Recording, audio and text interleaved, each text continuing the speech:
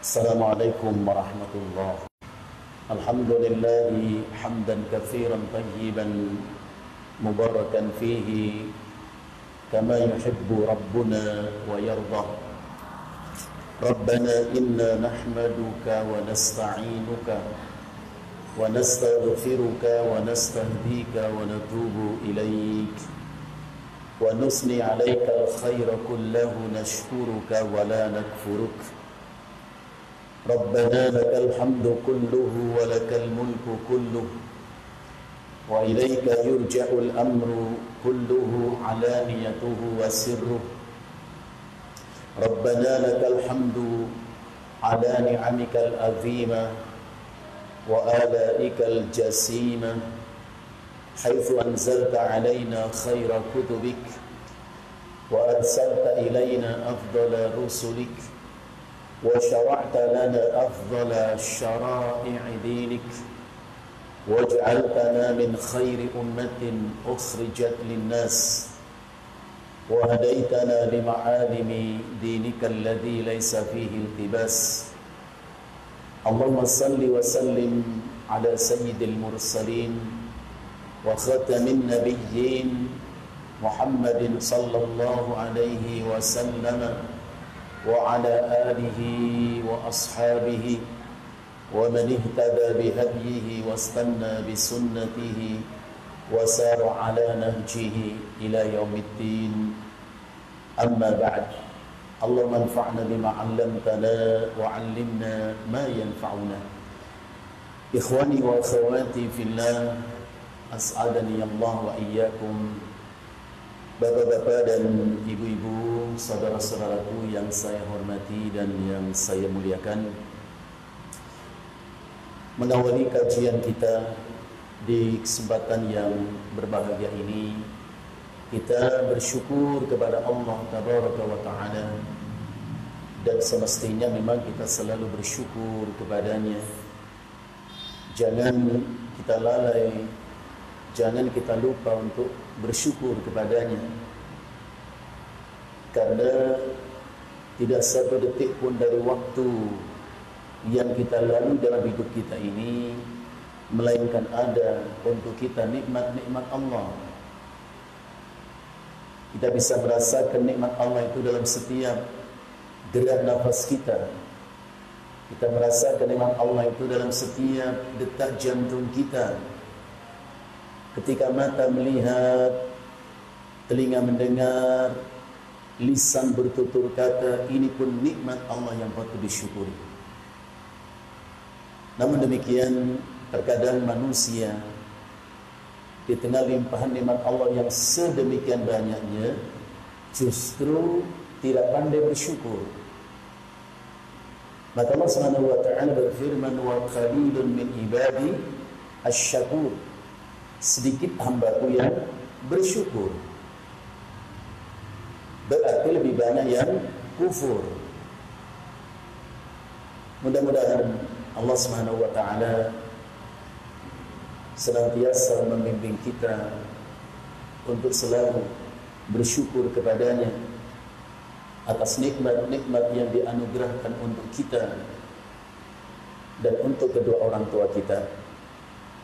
Senantiasa membimbing kita beramal saleh, amal yang diridhoinya, dan semoga kelak di mahsyar akan kumpulkan kita dengan rahmatnya bersama hamba-hambanya yang saleh. Amin ya mujibas sa'ilin. Ikhwani wa akhwati fillah, di kesempatan yang berbahagia ini, dengan beristighfar kepada Allah, yakni memohon pertolongan kepadanya dan mengharap kemudahan darinya, kita akan lanjutkan telaah kita, yakni kitab Usul As-Salasah, 3 prinsip utama. Kita lanjutkan uraian al-muallif rahimahullah. Kita sampai kepada qaulu al-muallif rahimahullah, i'lam arsyadaka Allah Ta'ala li ta'atih. Pada poin ini Al-Muallif mengawali uraian dengan mengatakan i'lam arsyadakallah, ketahuilah semoga Allah memberikan hidayah untukmu. Jadi ada dua yang beliau sampaikan di sini. Yang pertama, mengajarkan kita untuk selalu melihat sesuatu berdasarkan ilmu. I'lam, ketahuilah, karena membangun keyakinan mesti berdasarkan ilmu. Jangan kita membangun pemahaman berdasarkan al-jahl, kebodohan, ketidaktahuan. Maka di bab yang sebelumnya kita sudah membahas bahwa ilmu memang didahulukan sebelum berbicara dan beramal. Karena dengan sedikit ilmu sedikit amal pun akan bermanfaat. Tanpa ilmu, sebanyak apapun amal tidak akan berguna. Maka dalam Al-Quran surat Al-Isra, surat yang ke-17 ayat yang ke-36, Allah Subhanahu wa taala berfirman, "Wala taqfu ma laysa laka bihi ilmun." Coba renungkan makna dari kalimat itu. Wala taqfu, dan jangan kamu mengikuti. Allah melarang kita untuk mengikuti. Apa yang dilarang Allah kita mengikuti? Ma laysa laka bihi ilmun, sesuatu yang kau tidak memiliki ilmu tentang apa yang kau ikuti. Masya Allah. Maka siapa yang mengajak seseorang untuk melakukan sesuatu, wajib menyampaikan untuknya ilmu. Sebagaimana Nabi sallallahu alaihi wasallam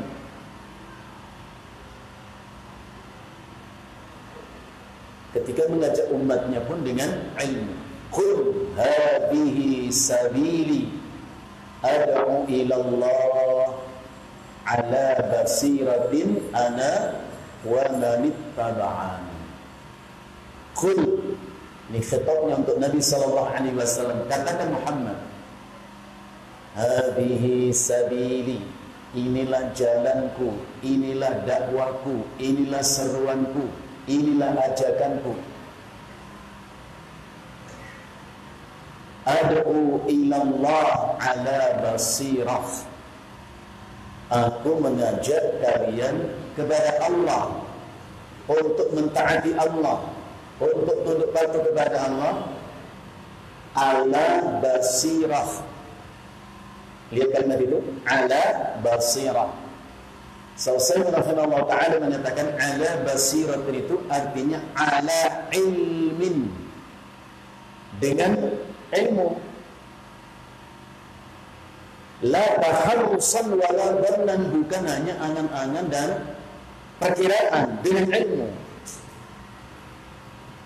Wa manittaba'an, begitu pula hendaknya orang yang mengikuti aku. Kalau kita ingin menyampaikan dakwah,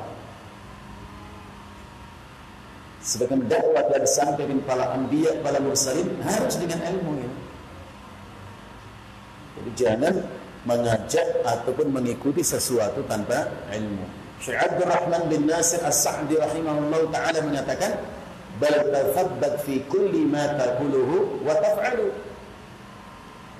Tetapi wajib engkau memastikan bahwa setiap ucapan yang kau ucapkan, perbuatan yang kau lakukan, itu benar.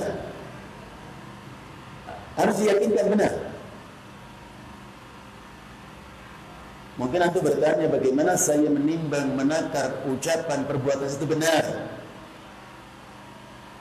Ahlus Sunnah wal Jamaah menjadikan Al-Quran Sunnah sebagai mizan, sebagai timbangan, mikyal, sebagai takaran. Sehingga dengan Al-Quran dan Sunnah, ucapan siapapun, perbuatan siapapun ditimbang dan ditakar. Fama wafaqal kitab was sunnata, maka ucapan perbuatan siapapun yang sesuai. Al-muwafaqah itu adanya kesesuaian, keselarasan dengan Al-Quran dan Sunnah, maka itu benar. Itu benar. Sebaliknya, apabila ucapan dan perbuatan itu khilafah sunnati Rasulullah sallallahu alaihi wasallam, menyelisihi Al-Quran dan Sunnah Nabi sallallahu alaihi wasallam, fabatilun, maka itu adalah batil. Sederhana. Makanya dalam surat An-Nisa 59 Allah Subhanahu wa taala berfirman, fa in tanaza'tum fi syai', apabila kalian berselisih pendapat tentang sesuatu, apapun sesuatu itu.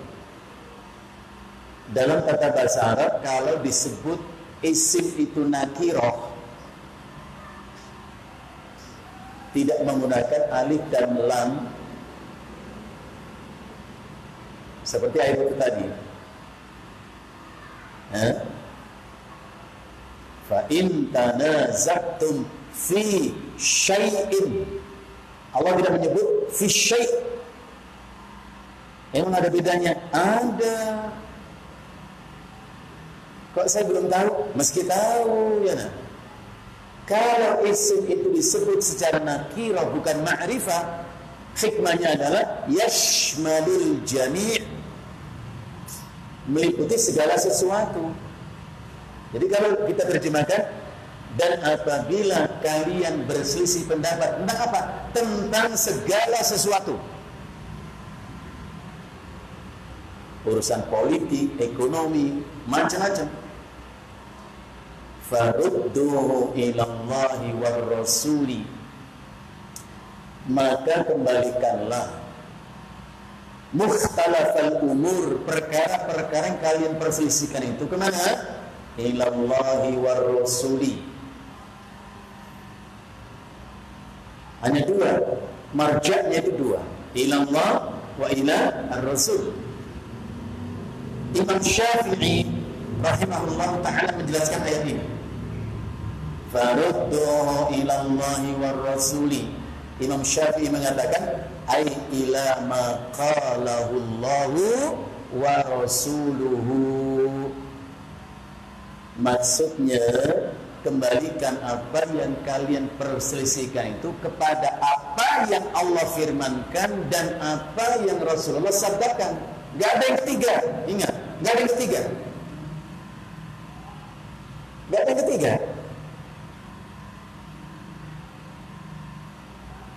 Makanya Rasulullah SAW menyatakan, la yu'minu ahadukum, tidak beriman atau tidak sempurna iman seseorang di antara kalian, hatta yakuna hawahu taba'an lima ji'tu bi, sampai hawa nafsunya, keinginan pribadinya itu mau dan bisa ditundukkan untuk mengikuti apa yang datang bersamaku. Gak boleh kita mengatakan menurut saya Pak, menurut saya ini ayatnya, Masya Allah, belum sampaikah kepada kita sabda Nabi Sallallahu Alaihi Wasallam yang begitu indah, bagaimana cara kita mengambil ilmu. Rasulullah Sallallahu Alaihi Wasallam menyatakan, man qala fil Quran bi ra'yihi, siapa yang berbicara sesuatu tentang Al-Quran, siapa yang memahami sesuatu tentang Al-Quran bi ra'yihi, dengan pendapatnya, dengan perasaannya, fa asaba, lantas benar itu pemahamannya, benar, faqad akhta'ah, maka salah. Memahami ayat hanya mengandalkan perasaan dan nalar kita, walaupun tidak salah, tetap salah. Anda tahu di mana salahnya? Karena salah dalam pengambilan ilmu itu. Salah. Satu-satunya manusia yang diberi Allah mandat dan amanat menjelaskan ayat-ayat itu cuma satu, Rasulullah saja. Gak ada yang lainnya. Gak ada yang lainnya. Allah Subhanahu wa taala berfirman, wa anzalna ilaika dzikra. Dan kami turunkan kepada Muhammad az-zikra, maksudnya Al-Qur'an. Dan Al-Qur'an memang memberi peringatan-peringatan, nasihat-nasihat. Bahkan Rasulullah mengatakan, wa kafa bil Qur'ani mudzakiran. Cukup Al-Qur'an yang memberi peringatan untukmu. Bahkan kalau kita ingin memberi nasihat saudara kita dengan apa? Dengan Al-Qur'an. Di ujung surat Qaf ayat 45, surat 50 ayat 45, Allah berfirman, wa dzakir bil Qur'an. Dan berilah peringatan dengan Al-Qur'an. Kami turunkan kepada Muhammad az-zikra, yaitu Al-Qur'an. Untuk apa? Litubayyina lin-nasi, supaya kamu menjelaskan kepada manusia. Lihat ayat itu, mufrad, litubayyina, supaya engkau hai Muhammad menjelaskan kepada manusia. Apa yang mesti dijelaskan Nabi? Ma nuzzila ilaihim, apa yang Allah turunkan kepada mereka berupa syariatnya. Jadi kalau persepsi kita, pemahaman kita tentang ayat beda dengan Nabi, meski sadar kita yang salah. Saya prihatin ada orang mengatakan hadis-hadis Nabi kalau tidak cocok dengan Al-Quran harus ditolak. Pertanyaan, yang mana ucapan Nabi yang bertolak belakang dengan Al-Quran? Jelaskan. Tidak ada hadis Nabi bertolak belakang dengan Al-Quran. Gimana ceritanya? Tunjukkan yang mana hadis Nabi yang bertolak belakang dengan Al-Quran. Tidak ada. Maka ulama kita mengatakan fasunnatu mubayyinatun lil kitab. Sunnah itu merupakan penjelasan dari Al-Quran. Tidak ada ta'arud, tidak ada pertentangan.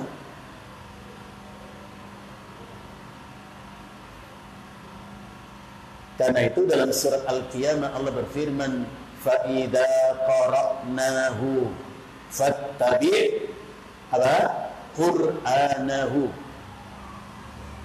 Kalau kami telah membacakan ayat-ayat itu untuk Muhammad, maka ikutilah bacaannya. Apa kalimat berikutnya? ثُمَّ إِنَّ عَلَيْنَا بَيَانَهُ. Kemudian kamilah yang akan menjelaskan ayat-ayat itu kepadamu. Tidak satu ayat turun kepada Nabi Allah jelaskan. Kalau ada yang mengatakan ada ucapan Nabi bertentangan dengan ayat, berarti menuduh Nabi itu salah paham. Tidak mungkin dong. Bahkan dalam surat Taha Allah berfirman, wa ma yantiqu 'anil hawa. Rasulullah itu tidak berbicara dengan hawa. Hawiyah itu keinginan pribadinya. In huwa illa wahyu yuha. Apapun yang Rasulullah sampaikan itu wahyu disampaikan Allah kepadanya. Jadi jangan kita menganggap Rasulullah itu salah, kita yang salah. Lebih dari itu ada ancaman yang Rasulullah sampaikan. Beliau mengatakan, man qala fil Qur'an bi ra'yihi aw bima la ya'lamu. Barang siapa yang mengatakan sesuatu tentang Al-Qur'an, yang memahami sesuatu dari Al-Qur'an bi ra'yihi, dengan pendapatnya sendiri, au bima la ya'lamu, atau dengan sesuatu yang sesungguhnya ia tidak mengerti. Sok ngertian, jawabannya nggak ngerti. Di mana ancamannya? Ancamannya adalah falyatabawwa maq'adahu minan nar, siap-siaplah ia menempati tempat yang sudah Allah sediakan untuknya di neraka. Karena orang begitu mengacaukan syariat,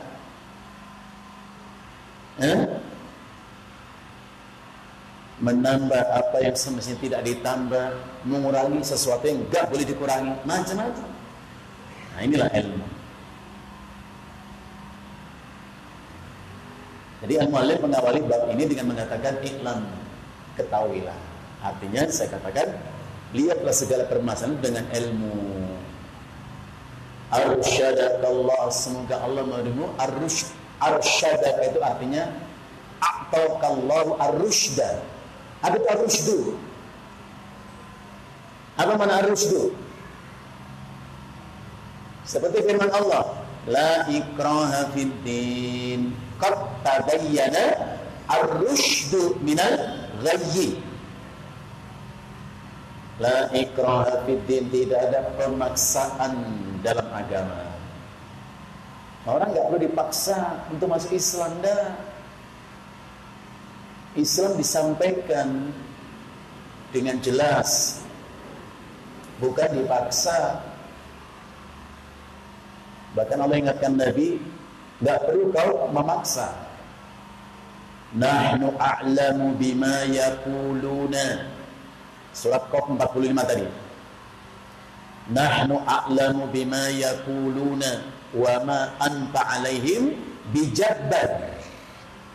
Nahnu a'lamu bima yaquluna, kami lebih mengetahui tentang apa yang mereka katakan.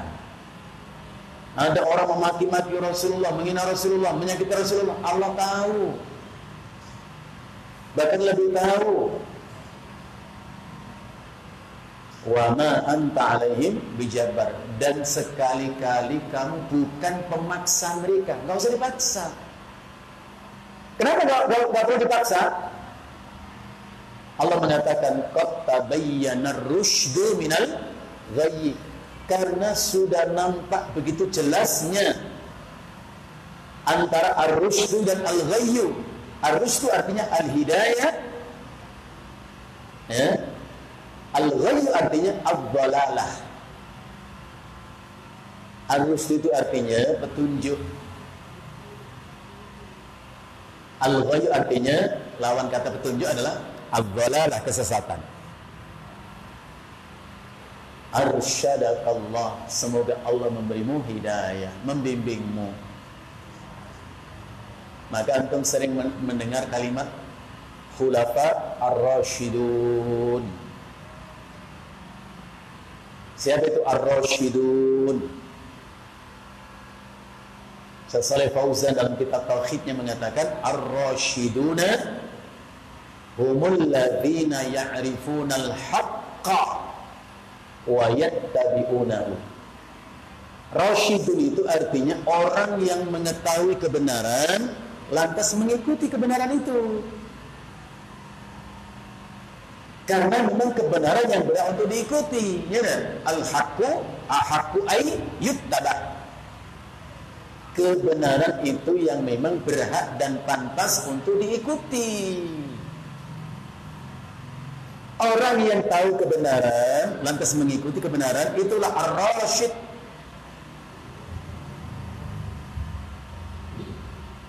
Tapi kalau orang tahu kebenaran lantas ditolak itu kebenaran, itu disebut al-ghawuna.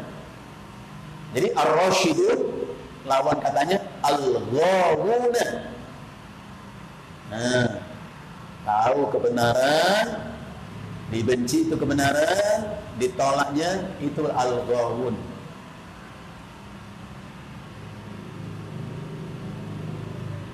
Arsyadakallahu ta'ala li ta'atihi, semoga Allah membimbingmu untuk senantiasa mentaatinya. Apa itu taat? Ustaz, itu kan bahasa Indonesia. Ya tahu, saya seorang Indonesia. Saya katakan taat itu merupakan natijah. At-ta'atu Itu merupakan natijah, itu hasil dari sebuah proses. Artinya kita tidak mungkin mencapai tingkat taat tanpa melalui proses. Anda masih ingat? 3 tahapan untuk mencapai tingkat ketaatan. Jadi kalau antum mendengar firman Allah, atiullaha wa atiur rasul, taatilah Allah, taatilah Rasul, itu nggak serta merta bisa kita capai tingkatan ta'ah, itu nggak bisa. Ada 3 tahapan. Yang pertama adalah as-sam'u, mau mendengar. Tahapan pertama untuk taat apa? Mau mendengar. Dengarkan baik-baik. Walaupun sifat manusia suka membantah. Wa kana al-insanu aktsara syai'in jadala. Manusia itu suka menentang, enggak mau dengar. Hah? Padahal mendengar itu kan sifat yang bijak.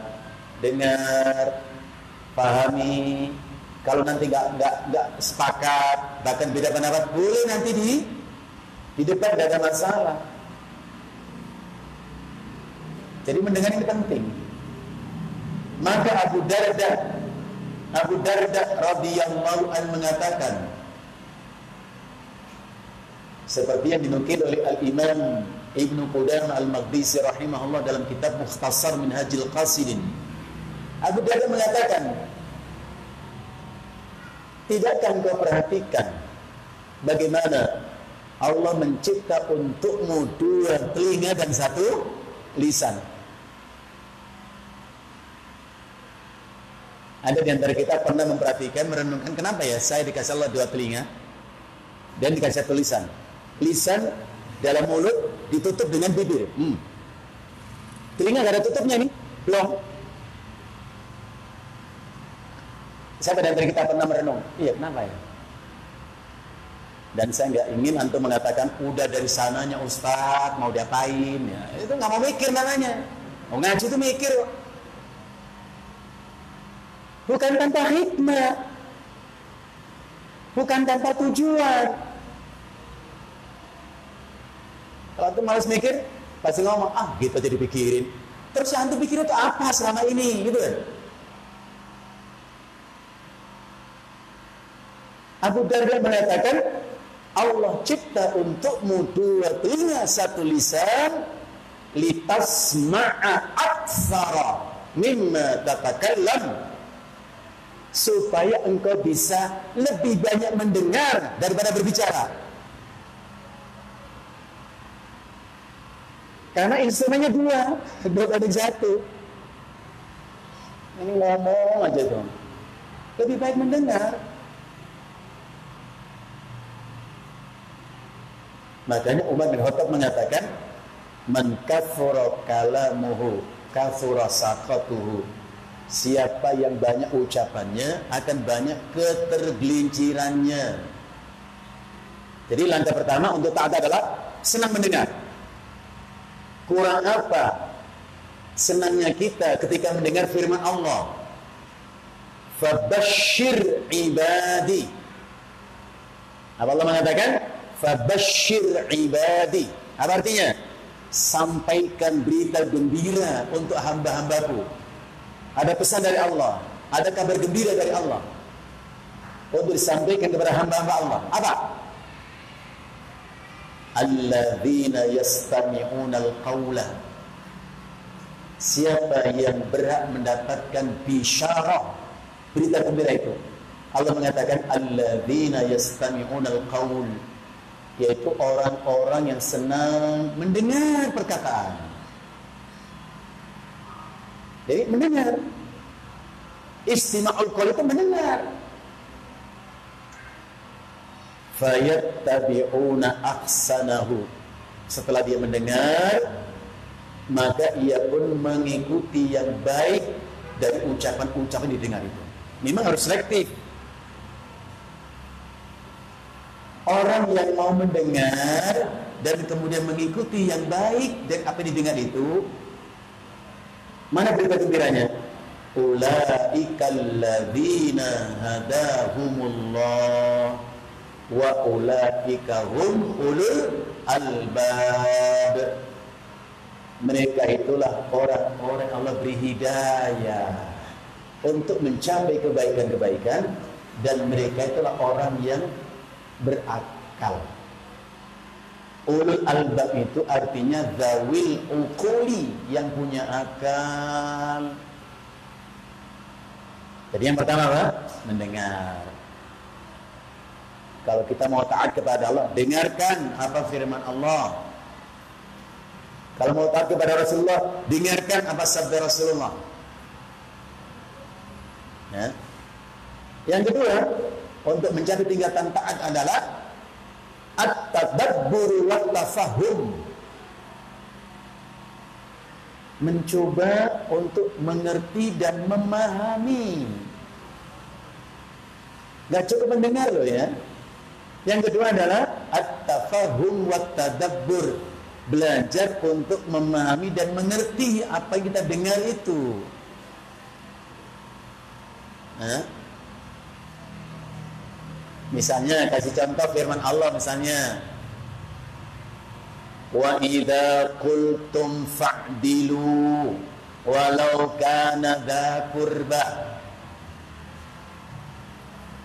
Itu firman Allah. Surat Al-An'am 151. 150 dan 153. Allah berfirman, wa idza qultum fa'dilu, kalau kalian berkata, berbicara, maka adillah dalam pembicaraan itu. Itu terjemahannya. Apa yang kita paham? Berarti kita nggak boleh bohong, harus jujur kalau berbicara.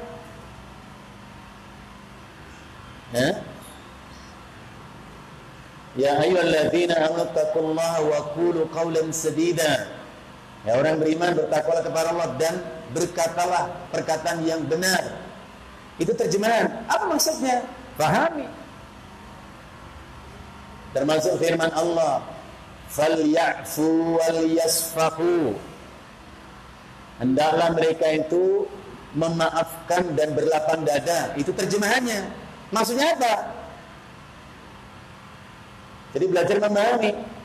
Maka Syaikhul rahimahullah ta'ala mengatakan setiap ayat yang kita baca, ayat yang manapun, surat yang manapun,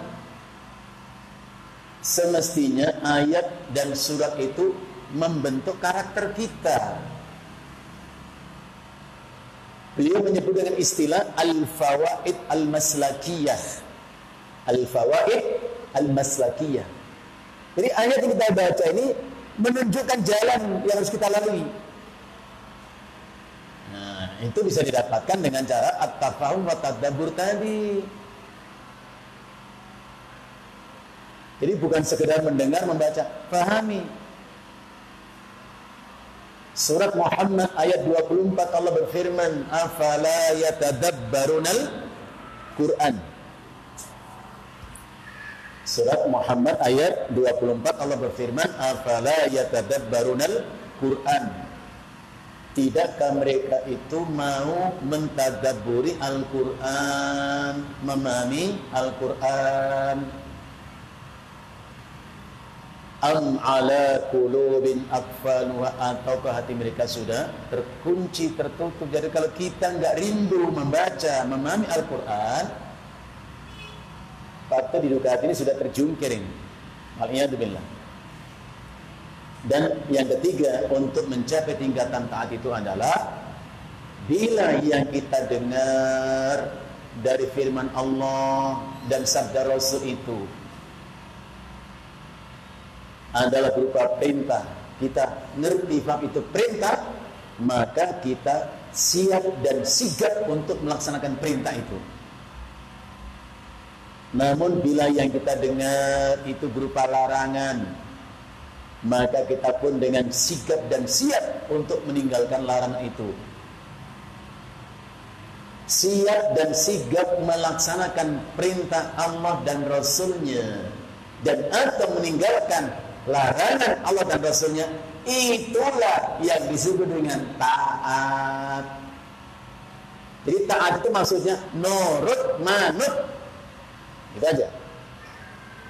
Kapan itu nurut manut? Kalau disuruh dikerjakan, dilarang jangan. Itu namanya nurut. Gimana mau taat? Diperintah diabaikan itu perintah, dilarang diterjang itu larangan. Masya Allah, itulah taat. Dan banyak ayat perintahkan kita taat kepada Allah dan Rasulnya. Surat An-Nisa diantaranya ayat 59, Allah berfirman, ya ayyuhalladzina amanu atii'ullaha wa atii'ur rasula wa ulil amri minkum. Hai orang yang beriman, taatilah Allah dan taatilah Rasul dan pemimpin kalian. Antum pernah nggak merenung ini? Allah berfirman, atii'ullaha, jelas ada kalimat ati'u, taatilah Allah. Yang kedua, wa atii'ur rasulah, dan taatilah Rasul. Yang ketiga, wa ulil amri minkum, dan pemimpin kalian. Tidak ada kata ati'u ulil amri minkum, enggak ada. Kenapa? Lagi-lagi saya tidak ingin mendengar, memang dari sana begitu Ustaz. Jangan, renungkan. Kepada Allah, Allah dengan jelas menyatakan ati'ullah, taatilah Allah. Kepada Rasul Allah katakan wa ati'u ar-rasul. Sedangkan kepada pemimpin Allah tidak katakan wa ati'u uli amri minkum, tidak ada. Hanya wa uli amri minkum. Kenapa? Karena taat kepada Allah itu mutlak, tanpa syarat. Taat kepada Rasul mutlak, tanpa syarat. Sementara taat kepada pemimpin tidak mutlak, tetapi muqayyad. Muqayyad itu ditentukan dengan syarat. Apa syarat pemimpin wajib ditaati? Kalau pemimpin itu perintahkan kita seiring sejalan dengan perintah Allah. Kalau pemimpin itu perintahkan kita untuk maksiat kepada Allah, nah, nggak ada kewajiban taat kepada dia. Makanya Rasulullah menyatakan la ta'ata li makhluqin fi ma'siyati al-khaliq. Tidak ada kewajiban taat kepada sesama manusia untuk bermaksiat kepada Allah, nggak ada. Sama orang tua saja Allah hilangkan kewajiban taat kalau perintahkan kita berbuat maksiat. Itu kaidah ya. Bukankah Allah perintahkan kita taat kepada orang tua? Benar. Karena orang tua kita hanyalah manusia, wajib ditaati bila perintahkan kita untuk taat kepada Allah. Anakku salatlah, anakku beramal salahlah, wajib ditaati. Karena itu perintah Allah. Tapi kalau orang tua kita perintahkan kita maksiat kepada Allah, enggak wajib, bahkan harus ditentang. Mana dalilnya? Mana dalilnya? Surat Luqman ayat 15. Allah Subhanahu wa taala berfirman, "Wa in jahadaka 'ala an tusyrika bima laysa laka bihi 'ilmun." Dan apabila kedua ibu bapakmu memaksamu, jahadaka itu lebih dari sekedar amarokah. Kalau amarokah itu nyuruh. Kalau jahada nyuruh sambil mengancam. Begitu. Ditekan kita. Untuk supaya kita bermaksiat kepada Allah, menyekutukan Allah. Ma laysa laka bihi ilmun, sesuatu yang kau tidak memiliki ilmu tentang bolehnya melakukan itu. Nah, lagi-lagi ada dalil buat kita. Ma laysa laka bihi ilmun itu artinya yang kamu tidak memiliki ilmu. Tentang apa? Tentang bolehnya menyekutukan Allah. Fala tuti'huma, maka jangan kau taati keduanya. Itu firman Allah. Fala tuti'huma, jangan kau taati keduanya. Ada sahabat Nabi yang namanya Sa'ad bin Malik radhiyallahu anhu. Namanya Sa'ad bin Malik radhiyallahu anhu. Dia mengatakan, nuzilat hadhil ayatu fiyya. Ayat ini turun berkaitan dengan masalah diriku. Jadi ada asbabun nuzulnya. Jadi ayat ini turun berkaitan dengan apa yang aku alami. Ada apa dengan Sa'ad bin Malik radhiyallahu anhu? Sa'ad bercerita, kuntu rajulan barran bi ummi. Saya adalah seorang anak lelaki yang sangat berbakti kepada ibuku. Falamma aslamtu, namun ketika aku menyatakan Islam, mengucap 2 kalimat syahadat, ibuku marah. Ibuku marah dan mengatakan, wahai Sa'ad, apa yang kamu lakukan itu? Sungguh kau telah meninggalkan ajaran leluhurmu. Qad afdasta. Kamu sudah menentang ajaran leluhurmu. Tinggalkanlah agama barumu itu dan kembalilah kepada agama leluhur kita, atau kalau tidak, ibu akan berhenti makan, minum sampai mati. Di sini tekanannya di sini. Karena saat itu anak yang berbakti sama ibunya ditekan seperti itu. Cukup bermasalah, telak itu. Kalau kamu tidak meninggalkan Islam, agama baru itu, ibu akan berhenti makan, berhenti minum sampai mati. Kalau anak nggak berbakti, nggak kena itu. Ibu akan nggak makan bisa mati. Ya terserah, malah enak. Nah, kasih makan lagi. Itu nggak bakti itu. Anak yang bakti berat. Kalau sampai ibu mati, fatu'ayyahu, kamu akan dimaki-maki manusia. Orang akan mengatakan kepadamu, ya qatila ummah, wahai anak yang tega membunuh ibunya. Saat mengatakan, ya ummah la taf'ali, ibu jangan lakukan itu, jangan. Ibu jangan nggak makan, nggak minum. Tapi ibu mesti tahu, aku tidak akan meninggalkan Islam sampai kapanpun, untuk apapun aku nggak akan tinggalkan ibu. Sehari semalam nggak makan, nggak minum, lemas. Hari kedua nggak makan, semakin lemah tubuhnya.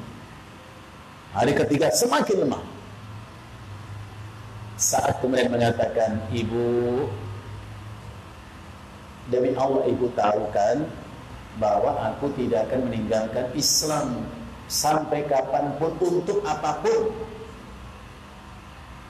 Bahkan andai ibu memiliki 100 nyawa, andai ibu mempunyai 100 nyawa, law kana li ummi mi'ata nafsin kharajat nafsan, andai ibu punya 100 nyawa sehingga lepaslah satu demi satu nyawa ibu karena paksa aku untuk meninggal Islam, aku tidak akan meninggal Islam selama-lamanya. In syi'ti fakuli, kalau mau makan, makanlah. Kalau tidak, ya terserah ibu lah.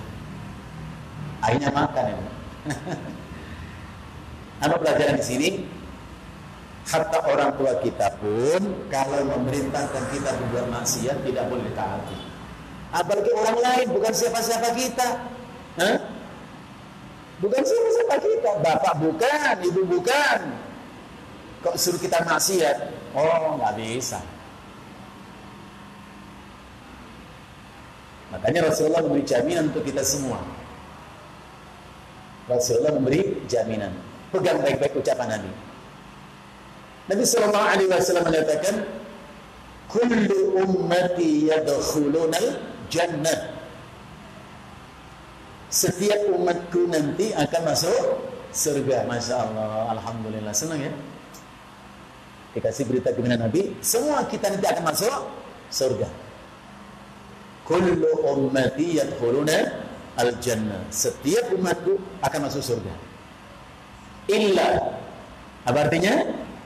Kecuali man aba, orang yang memang tidak mau masuk surga.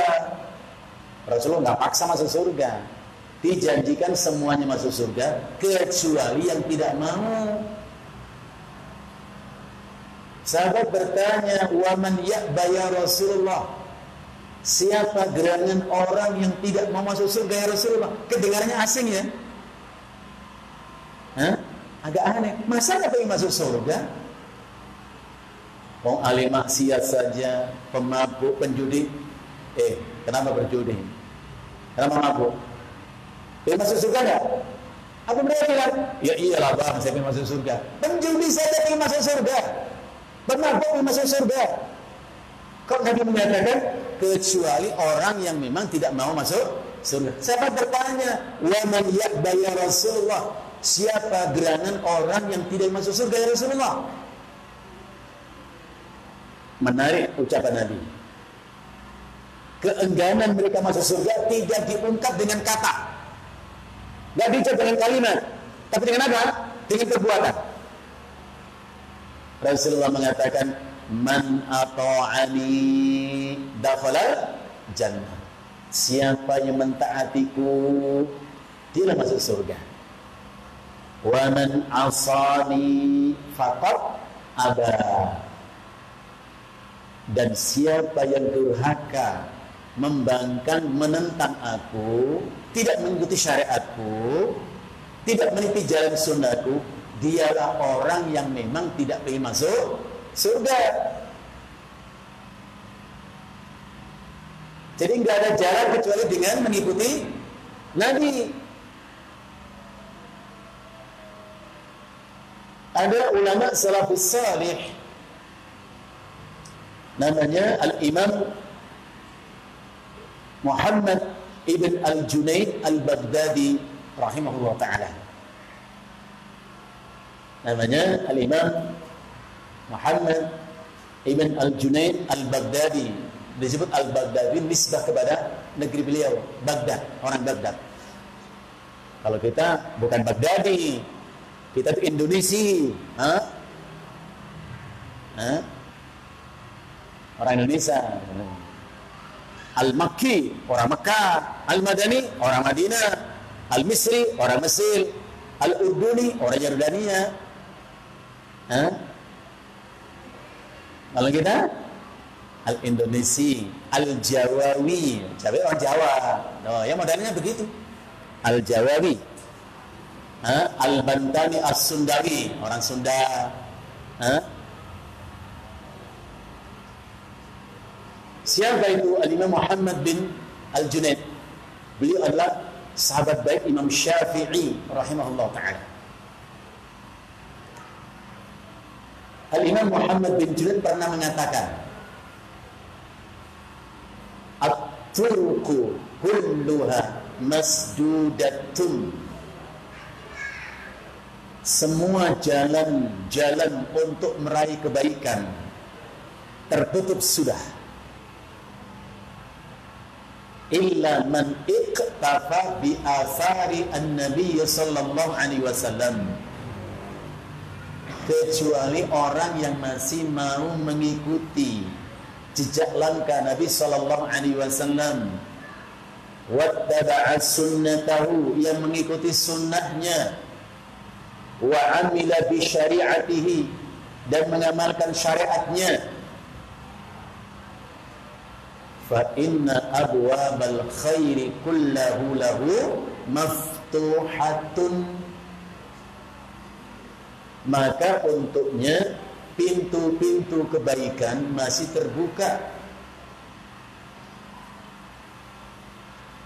Jadi saya ulang lagi, beliau mengatakan semua jalan-jalan untuk meraih kebaikan tertutup sudah, kecuali bagi orang yang mau mengikuti jejak langkah Nabi sallallahu alaihi wasallam, mengikuti sunnahnya dan mengamalkan syariatnya. Beliau mengatakan fa inna abwabal khairi kullahu lahu maftuhah. Oh, iya, sir.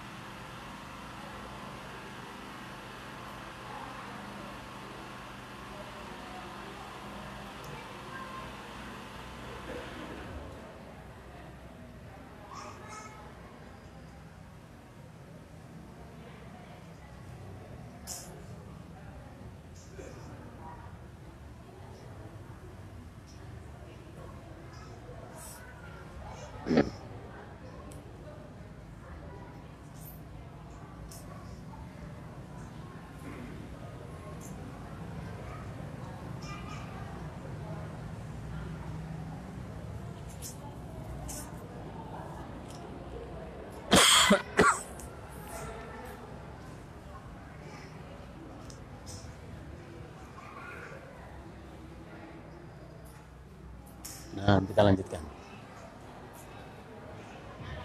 Nah, jazakumullah. Ya, kita lanjutkan. Jadi beliau mengatakan fa inna abwabal khairi kullahu lahu maftuhah. Maka semua pintu-pintu kebaikan masih terbuka untuknya. Mari kita lanjutkan ikhwan. Akhwat azakumullah. Al-Mu'allif rahimahullah taala mengatakan annal hanifiyah millati Ibrahim, bahwa Hanafiyah dari millah Ibrahim adalah, jadi disebut istilah Al-Hanifiyah. Apa itu Hanifiyah? Dari kata Hanif tentunya, ya.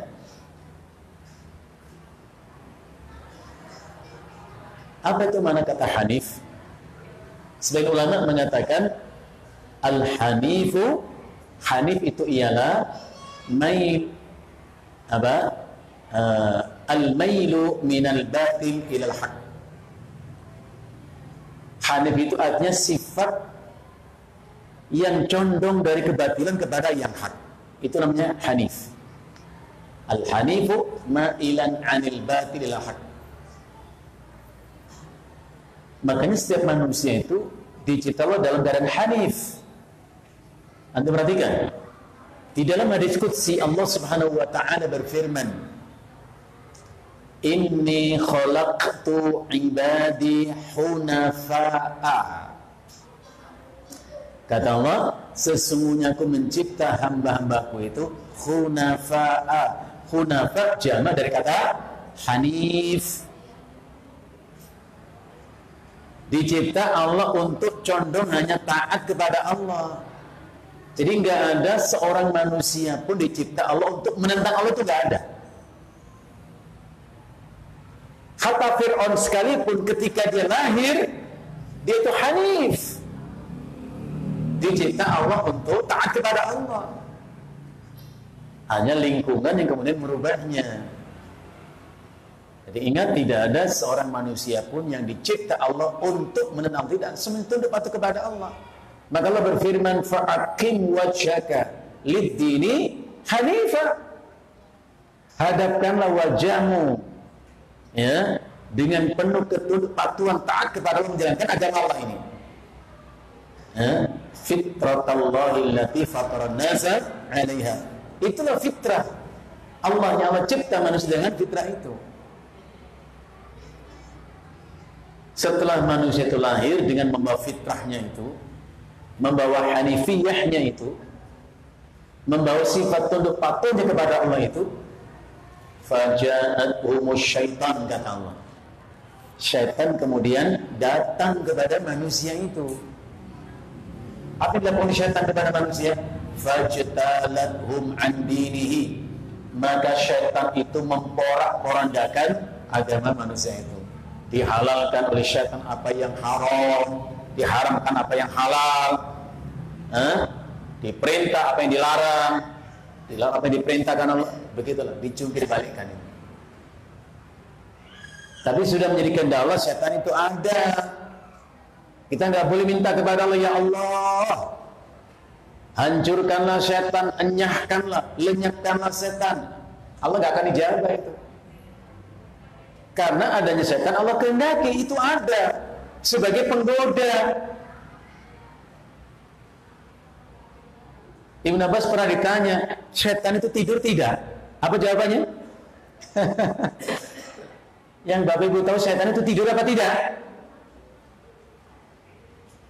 Kata Ibn Abbas, andai setan itu tidur sekejap saja, berarti ada satu waktu di mana kita leluasa ibadah kepada Allah. Faktanya nggak ada. Giginya luar biasa itu setan itu. Ya.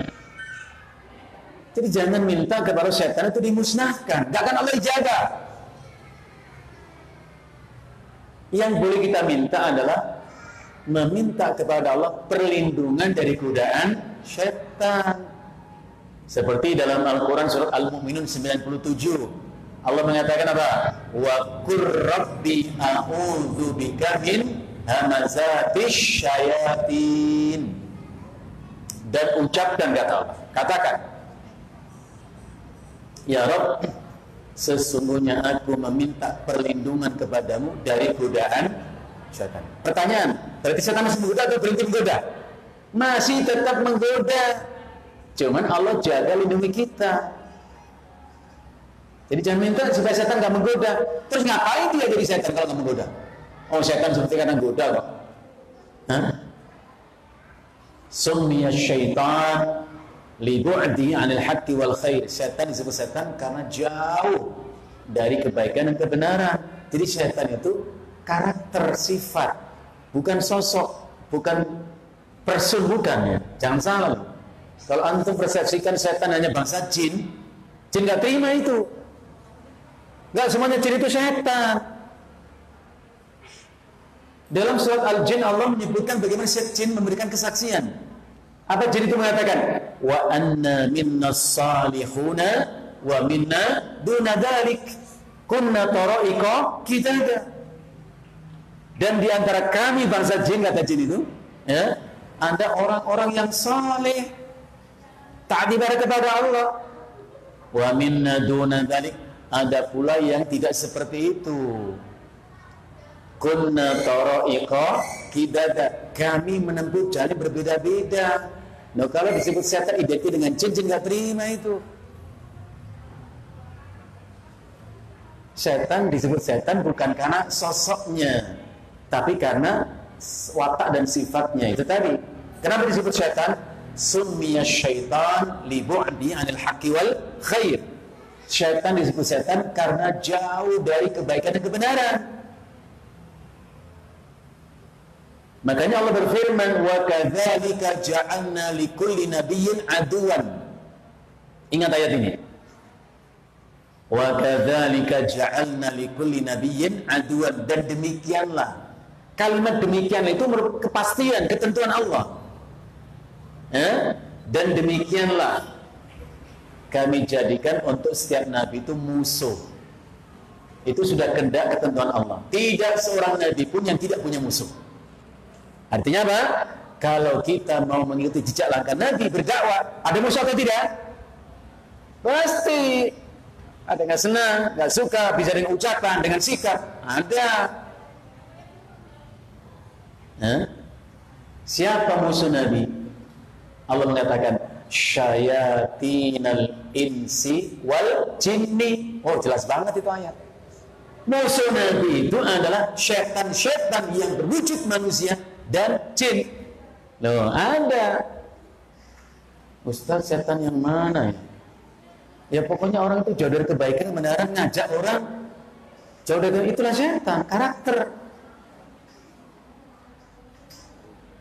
Bahkan ada satu hadis disebut kata setan, tapi jangan salah menerjemahkan, ya dah. Nggak enak soalnya, ya. Coba dengarkan sabda Nabi.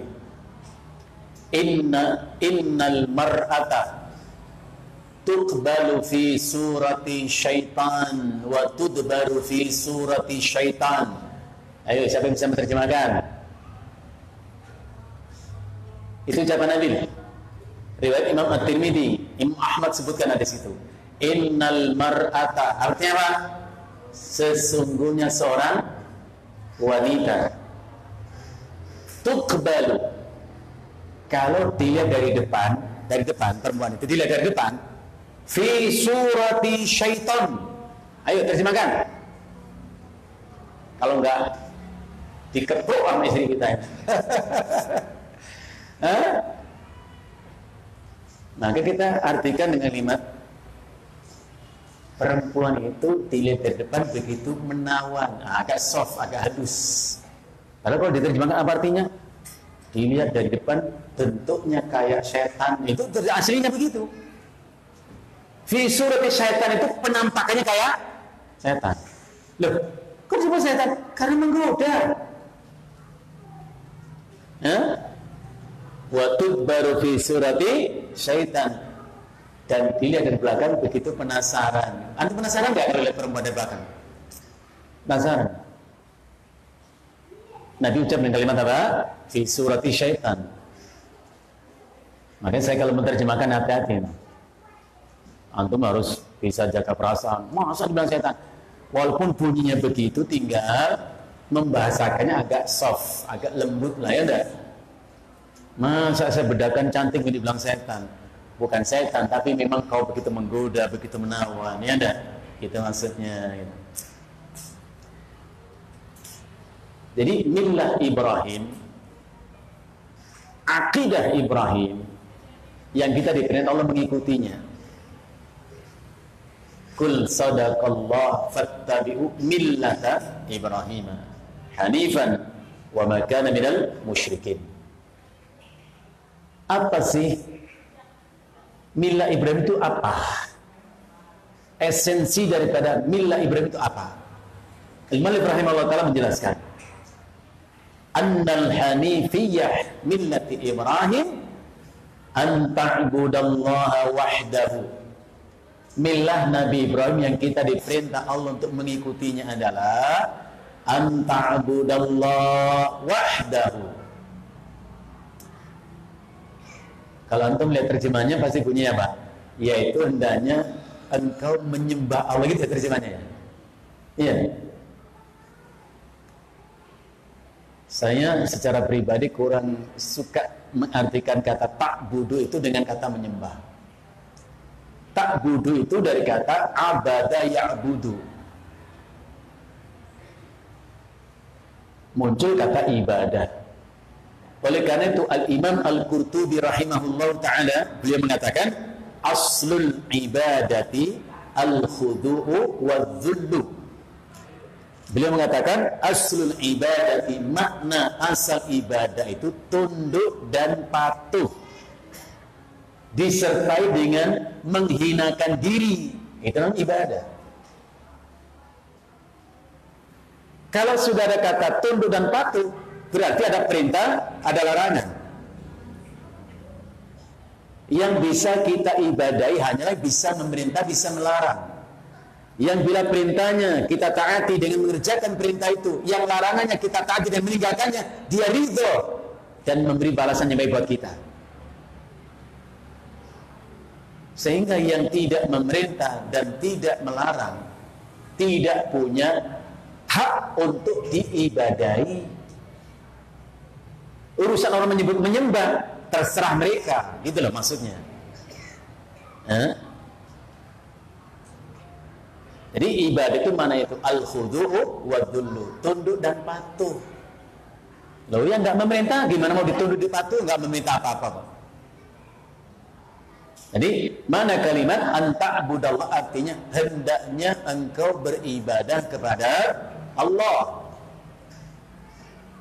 Dalam arti tunduk dan patuh kepada Allah. Bimtithali awamirihi, dengan mengamalkan perintah-perintahnya sebatas kemampuan dan kesanggupan. Wajtinabi nawahihi, dan meninggalkan larangannya. Itulah ibadah. Bahkan Syekhul Islam rahimahullah ta'ala mengatakan al-ibadatu ismun jami' li kulli ma yuhibbuhu Allah wa yarda minal aqwali wal a'mali adh-dhahira wal batina Beliau mengatakan ibadah ialah satu ungkapan yang menggambarkan segala apa yang dicintai Allah, yang diridhai oleh Allah, yang berupa perkataan, perbuatan, itulah ibadah. Walaupun ulama fikih membagi ibadah itu menjadi dua ya, ibadah mahdhah dan ghairu mahdhah. Ada istilah lain disebut dengan al-ibadah ghairu ma'kulatil makna wal ibadah ma'kulatul makna. Itu istilah ulama fikih begitu. Bagaimana sikap kita untuk menjadikan hidup kita ini adalah bernuansa ibadah, bernilai ibadah? Bagaimana caranya supaya hidup kita ini, setiap gerak nafas kita ini adalah bernilai ibadah dan berpahala? Caranya adalah yakinkan dan pastikan bahwa setiap apa yang kita ucap Allah ridho, Allah suka. Apa yang kita lakukan pastikan Allah suka, Allah ridho. Itu ibadah. Jadi memang tidak mesti ibadah berarti sholat. Iya, sholat ibadah, tapi bukan satu-satunya ibadah. Antum perhatikan Al-Imam At-Tabrani dalam kitab Al-Mu'jamnya, dalam kitab Al-Mu'jam Al-Kabir, beliau menyebutkan satu riwayat yang diterima dari sahabat Nabi namanya Ka'ab bin Ujrah. Namanya Ka'ab bin Ujrah radhiyallahu anhu. Ka'ab bin Ujrah bercerita, anna Nabi sallallahu alaihi wasallam kana jalisan ma'a ashabihi dzata yaum.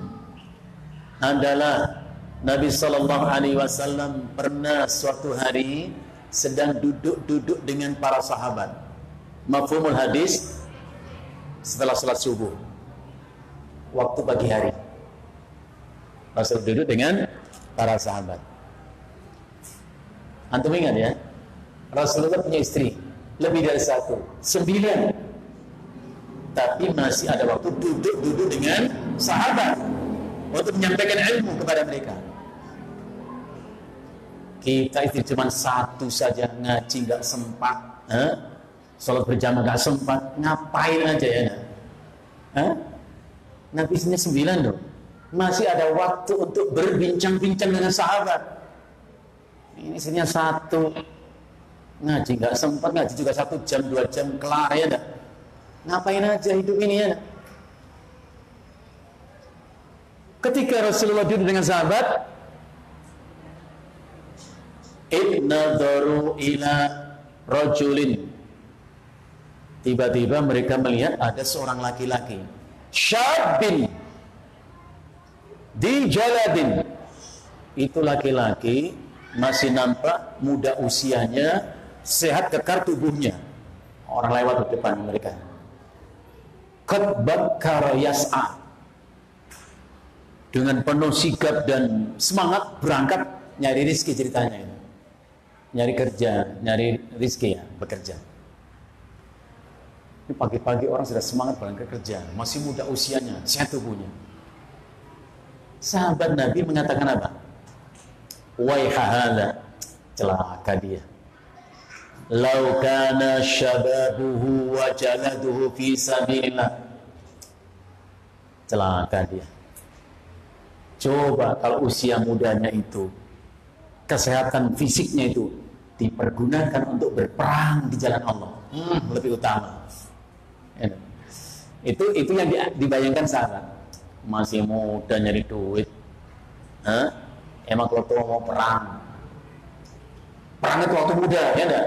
Sehat. Itu penilaian sahabat Nabi. Lau kana syababuhu wa jaladu fi sabilillah. Andai usia mudanya, kekarnya tubuhnya dipakai perang di jalan Allah, lebih utama.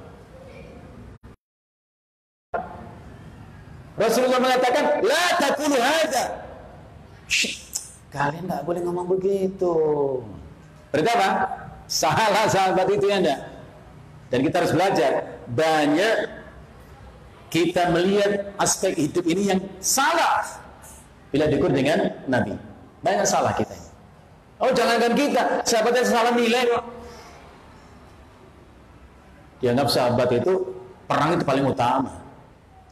Dia mencari uang ya. Nabi mengatakan la taqulu hadza. Kalian tidak boleh mengatakan seperti itu. Fa innahu in kana kharaja yas'a li waladihi sigharan fa huwa fi sabilillah. Sebab andai orang yang bergegas mencari nafkah pagi hari itu, dia cari nafkah untuk memenuhi hajat kebutuhan anak-anaknya masih kecil, fa huwa fi sabilillah. Maka ia mendapat pahala setara dengan jihad di jalan Allah. Setara dalam keutamaan. Kalau nggak ada perang, jangan nyari perang, cari nafkah. Makanya Rasulullah mengatakan talabul halali apa? Jihadun. Ini hadis pendek banget, antum tolong dihafalin. Yang masih punya ikatan kerja di perusahaan di kantor, ingat. Apa Rasul mengatakan? Talabul halali jihadun. Mencari rizki dengan cara halal itu jihad. Bukan mata duitan, itu jihad itu namanya. Dapat pahala setara dengan perang. Ini kerja nggak mau, nyari duit nggak mau, ngajuin perang mulu. Jangan. Rasulullah mengatakan la tatamannau liqa'al adu. Jangan kamu berangan-angan ketemu musuh, nggak boleh. Apalagi menciptakan permusuhan. Jihad itu kemuliaan, bukan putus asa, gitu loh. Wa in kana kharaja yas'a lil walidaini syaikhaini kabiraini fa huwa fi sabilillah. Dan andai pun laki-laki itu dengan semangatnya mencari rezeki untuk memenuhi kebutuhan kedua orang tuanya sudah tua renta, maka ia pun dapat pahala setara dengan jihad di jalan Allah. Imam Muslim dalam kitab sahihnya, Imam Bukhari dalam kitab sahihnya menyebutkan satu hadis. Ada laki-laki datang kepada Nabi, minta diizinkan untuk ikut perang bersama Nabi. Karena Nabi itu kalau mau perang dikasih tahu sahabat itu, kita mau perang, supaya mereka siap-siap. Ini orang laki-laki ini datang kepada Nabi, minta izin supaya diikut sertakan dalam perang. Pertanyaan saya, andai terjadi peperangan, bapak minta izin untuk ikut perang atau ikut perang? Yang mana?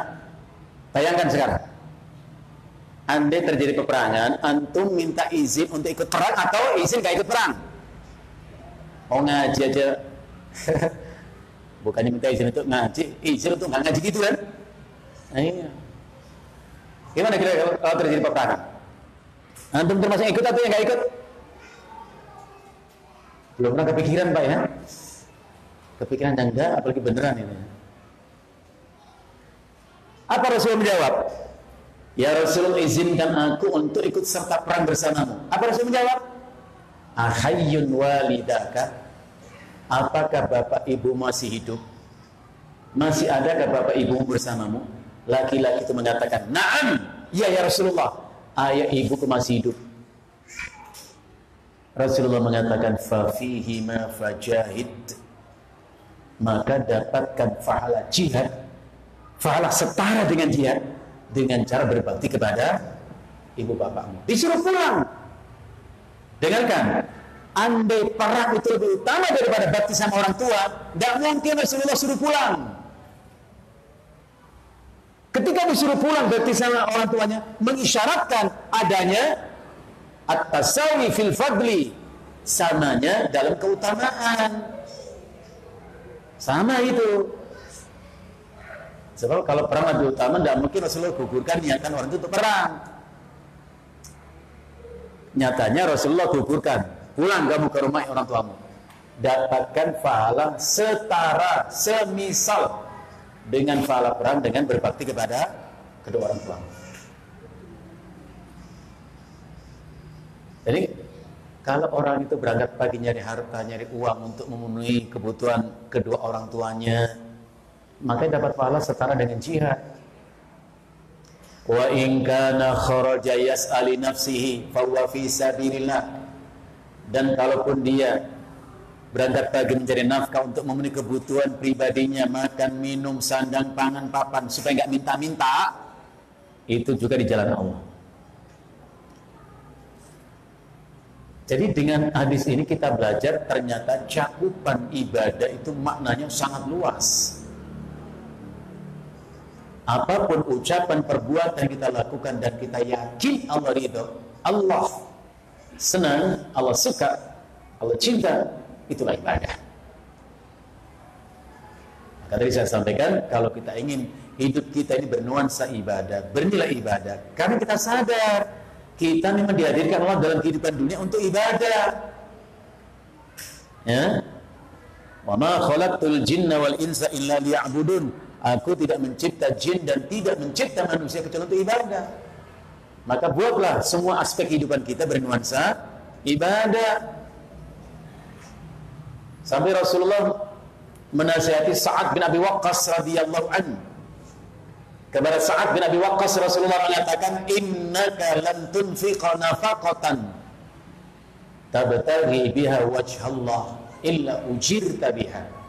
Tidaklah engkau mencari nafkah, dengan nafkah itu kau penuhi hajat kebutuhan istri anakmu, tabtaghi biha wajhallah. Nah itu, engkau mengharap dengan usahamu itu ridho Allah, illa ujirta biha, maka kau pun dapat pahala dari Allah. Hatta ma taj'ala fi fimra'atika. Apa Rasulullah mengatakan? Hatta ma taj'ala fi fimra'atika, sampai suap makan kau masukkan ke mulut istrimu pun dapat pahala. Itu juga ibadah. Memasukkan rasa senang di hati istri itu berpahala. Idkhalus surur, bikin istri senang, itu dapat pahala. Mafhum mukhalafahnya, kalau bikin istri sedih menangis, dosa atau tidak? Nanti jawab. Kok nggak ada jawaban? Dosa. Mana dalilnya? Mana dalilnya bahwa menyakiti istri itu berdosa? Allah berfirman, wa ashiruhunna bil ma'ruf. Ini perintah. Perlakukan istrimu dengan baik. Berarti kalau tidak perlakukan istri dengan baik, berarti tidak taat kepada Allah. Nah ini kalau kita sayang sama istri itu, kenapa? Kalau sayang sama istrimu, ya karena taat kepada Allah. Disuruh Allah untuk sayang kepada istri. Bahkan di penghujung ayat 34 surat An-Nisa, antum ingat baik-baik. Di ujung surat An-Nisa ayat 34. Subhanallah, indahnya ayat ini untuk kita renungkan, kita ambil pelajaran. Allah Subhanahu wa taala berfirman, fa in ata'nakum fala tabghu 'alaihinna sabila. Allah berfirman, fa in ata'nakum, kalau sekiranya istrimu sudah mentaatimu, fala tabghu 'alaihinna sabila, maka kamu jangan mencari jalan-jalan, cara-cara untuk menyusahkan istrimu. Ini udah taat di sini, nurut sama suami, jangan bikin masalah itu suami. Kata siapa? Bukan kata saya, baca ayat itu ya, itu amanah dari Allah. Berarti kalau suami bikin masalah itu dosa nggak ya? Istri sudah nurut, manut, taat, soleha, nggak pernah membantah, sengaja dibuat masalah supaya gaduh rumah tangga itu. Puncaknya suami pingin, istri mengatakan kalau kita minta cerai, langsung itu targetnya itu. Kira-kira boleh nggak begitu itu? Masya Allah, itu ayat loh ya. Jadi menyenangkan istri itu termasuk ibadah karena berpahala. Anta'budallaha wahdahu mukhlishan lahuddin. Bukan sekedar tertunaikannya satu ibadah, bukan sekedar pelaksanaan satu ibadah, tapi ada ketentuan yaitu mukhlishan lahuddin. dengan mengikhlaskan niat dalam ibadah itu. Andai satu ibadah terlaksana dengan baik, sempurna, tapi gak ikhlas, Allah gak akan terima. Allah gak akan terima. Maka Syaikh rahimahullah ta'ala mengatakan, ada kalanya amal manusia itu begitu indah dalam pandangan manusia, fi kimmatin, di puncak yang paling tinggi, pantas dimuliakan, pantas dipuji itu amal itu. Namun amal orang itu di mata Allah fi kumamatin, ada kimma, ada kumama. Kalau kimma itu puncak tertinggi, kalau kumama itu sampah. Jadi ada amalan manusia begitu sempurna, perfect, bagus, pantas dipuji manusia, seperti di puncak yang paling tinggi, tapi di mata Allah tidak lebih daripada sampah yang berserakan di tempat sampah. Kok bisa begitu? Dirusak oleh niatannya. Maka Ibnu Abbas radhiyallahu anhu mengatakan, laisal birru an tusallu wala ta'malu. Perhatikan ucapan Ibnu Abbas ini. Laisal birru an tusallu. Kebaikan itu bukan sekedar ketika kamu sholat, bukan sholatnya sendiri. Justru apa dasar kita sholat itu apa? Kenapa Bapak sholat? Lagi pengen aja Ustaz. Allah gak akan terima. Kenapa Ibu tadi ngasih orang infak sedekah? Ya saya kasihin aja lah orang miskin. Gak Allah terima yang begitu. Apapun amalan kita, semestinya niatannya adalah imtithalan li amrillah, dalam rangka mengamalkan perintah Allah. Bukan kita lagi selera, lagi punya ingin, enggak. Allah perintahkan kita menyembelih hewan kurban. Fasholli li rabbika wanhar. Andai kambing itu sudah terpotong, tertumpah darahnya, terbagi-bagi dagingnya, belum tentu menjadi kebaikan buat kita. Walaupun terlaksana itu perintah Allah, tapi apa dulu niatannya, dasarnya? Maka Allah Subhanahu wa taala berfirman, la yanalallaha luhumuha wala dima'uha. Tidak sampai kepada Allah, tidak Allah nilai darah binatang yang kau tumpahkan, dan tidak pula daging binatang itu. Yang Allah lihat, Allah nilai adalah at-taqwa minkum, ketakwaan dari kalian. Jadi semestinya apapun amal kita itu ala asasi takwa, di atas fondasi ketakwaan. Tanpa itu tidak arti apa-apa ya. Maka dikaitkan dengan mukhlisan lahudin, dengan memurnikan ketaatan dalam melaksanakan agama Allah itu. Wa bidzalika amarallahu ta'ala jami'an nas. Untuk itulah memang Allah perintahkan seluruh manusia, termasuk Fir'aun, termasuk Namrud, dia manusia, dakhilun fil khitab, masuk dalam perintah Allah ini. Wa khalaqahum laha, dan Allah cipta manusia memang hanya untuk itu, untuk ibadah kepada Allah. Surat Ad-Dariyat 56 Allah berfirman, wa ma khalaqtul jinna wal insa illa liya'budun. Aku tidak mencipta jin dan tidak mencipta manusia illa liya'budun, kecuali agar supaya mereka beribadah kepadaku. Yang dimaksud dengan liya'budun itu artinya liwahidun, supaya mereka mentauhidkan aku, mengisahkan Allah dalam ibadah. Wa a'zamu ma amara Allah ta'ala bihi at-tauhid. Dan di antara perintah-perintah Allah yang paling utama adalah mentauhidkan Allah. Perintah mentauhidkan Allah. Perintah itu banyak. Perintah salat, perintah zakat, perintah haji, perintah umrah, semua banyak perintah. Tapi perintah itu walaupun terlaksana gak akan ada kalau kita menyekutukan Allah. Salat kita masih berarti, bermanfaat. Infak sedekah kita masih bermanfaat selama tidak menyekutukan Allah. Maka Allah Subhanahu wa taala berfirman, la in asyrakta, kalau sampai engkau sekutukan aku, kata Allah, la yahbatanna amaluka, maka akan berguguranlah itu amal-amalmu, wala takunanna minal khasirin, kau akan menjadi orang yang rugi. Nanti insya Allah akan lebih banyak kita bahas tentang syirik itu apa saja dimensinya gitu ya. Yang dimaksud tauhid di sini adalah ifradullahi ta'ala bil ibadah.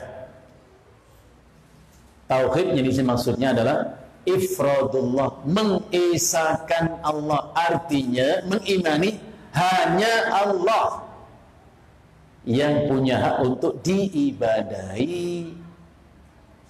Itulah mana kalimat tauhid, la ilaha illallah. La ilaha itu artinya la ma'buda bihaqqin, tidak ada yang punya hak untuk diibadahi, ditunduk, dipatuhi dengan benar, illallah, kecuali Allah. Udah itu ditambah dengan kalimat wahdahu la syarikalah. Wahdahu itu dalam kata bahasa Arab disebut dengan ta'kidun lil isbat, menguatkan untuk menetapkan. Orang kita menyebut satu-satunya, berarti nggak ada duanya. Kalau ngomong satu saja masih bisa menduakan, bohong ucapan orang itu gitu. Iman menuntut kita jujur. Ya, kalau kita mengatakan wahdahu la syarikalah, nggak mungkin berbuat syirik kita. Siapa yang mengucapkan asyhadu an la ilaha illallah wahdahu la syarikalah lantas berbuat syirik, bohong dalam ucapannya. La syarikalah di situ adalah ta'kidun lin nafi, menguatkan untuk menafikan. Wa a'damu ma naha anhu asyirk, dan larangan yang paling utama untuk dijauhi adalah asyirk, yaitu syirik.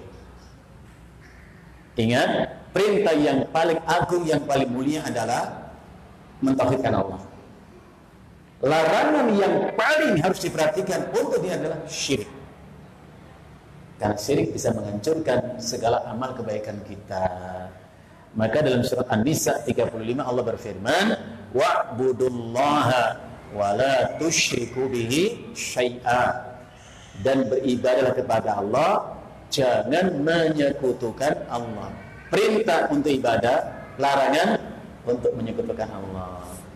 Cukup sementara ikhwan ya, sampai di poin ini. Insyaallah akan kita lanjutkan pada kesempatan berikutnya. Semoga Allah senantiasa merahmati dan memberkahi kita semua. Ada pertanyaan yang antum sampaikan, Ustaz,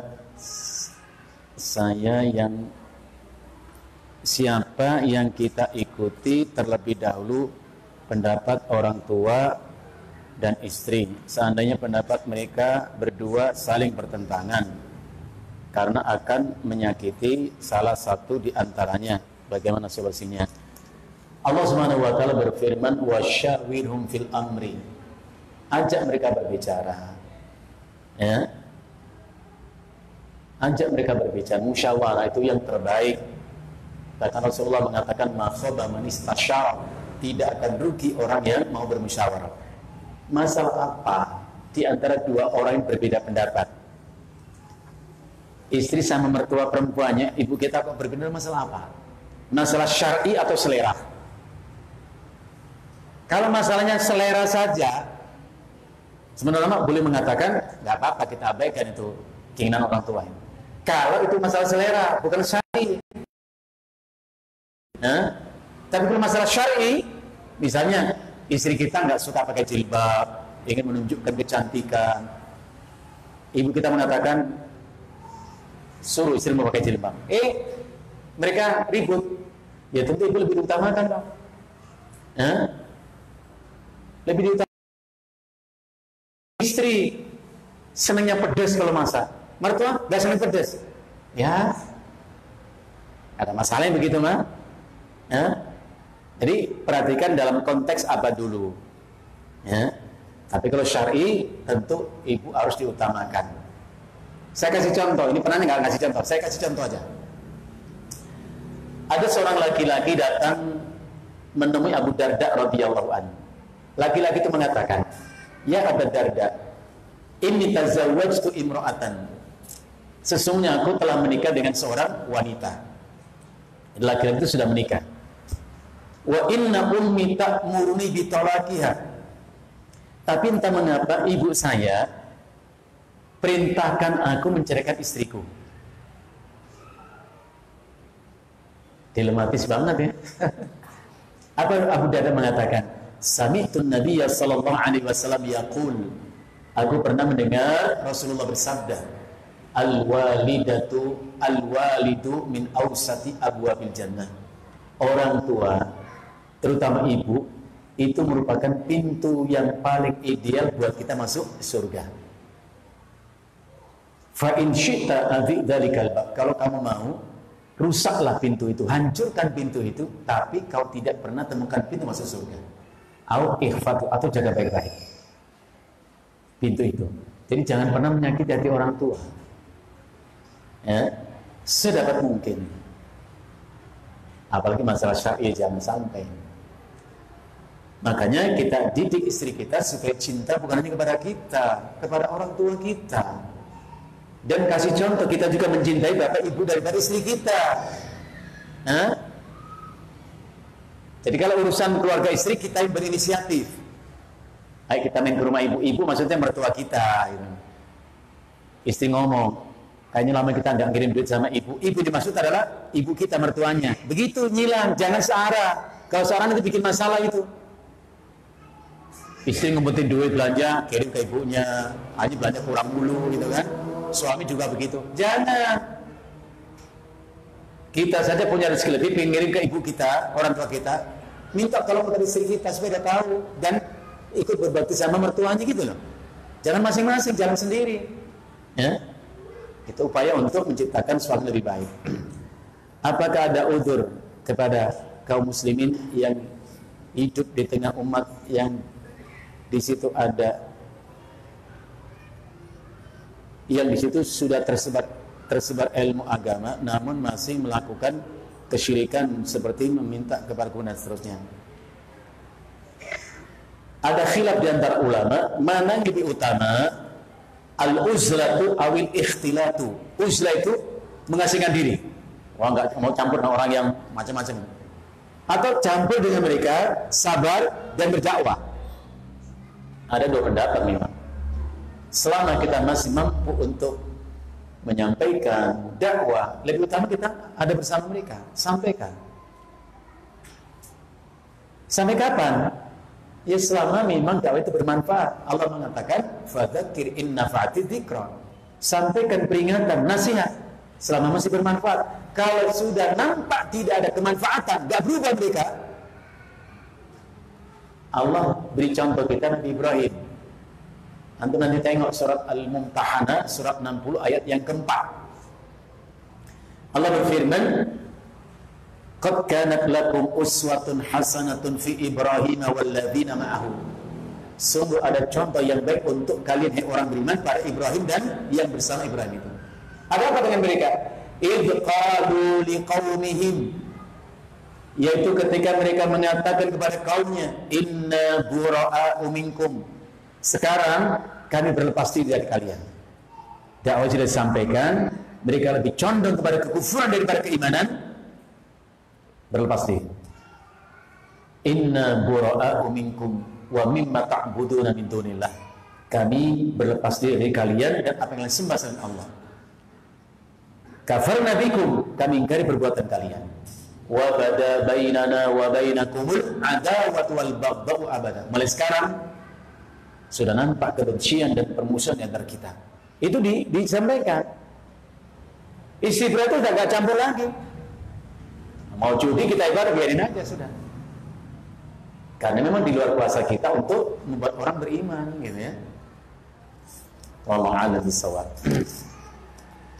Assalamualaikum warahmatullahi wabarakatuh. Waalaikumsalam. Afwan Ustaz, bagaimana supaya kita selalu istiqomah dalam berbuat atau taat kepada Allah dan Rasulnya, sedangkan syaitan selalu kikih untuk menjerumuskan manusia. Ya pasti, setan disebut setan yang begitu itu.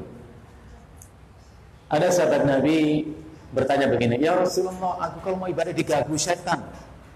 Anda perhatikan, saya kalau mau ibadah diganggu syaitan. Apa Rasul menjawab? Itu tanda kau masih punya iman. Ada sesuatu yang masih baik yang akan dihancur oleh syaitan. Maka ada orang mengatakan kepada Ibnu Abbas, Ibnu Abbas, orang Yahudi mengatakan kami nggak pernah digoda oleh syaitan. Apa? Kami tidak pernah diganggu oleh syaitan. Kata siapa? Orang Yahudi. Ibnu Abbas mengatakan, apalagi yang mau dirusak sesuatu yang sudah rusak. Hah? Apa yang mau dirusak? Sesuatu yang sudah rusak. Apa yang mau dihancurkan? Sesuatu yang hancur. Apa yang mau digoda? Dia sudah tergoda. Kan begitu kan? Kalau kita mau sholat pada rasa berat, digandoli setan, berarti masih ada sesuatu yang mau dihancurkan setan dari kita. Keimanan kita itu. Maka minta tolonglah kepada Allah. Rabbi a'udzubika min hamazati syayatin wa a'udzubika rabbi ayyahdurun. Ya Allah, aku meminta perlindungan kepadamu dari godaan syaitan dan dari kedatangan syaitan.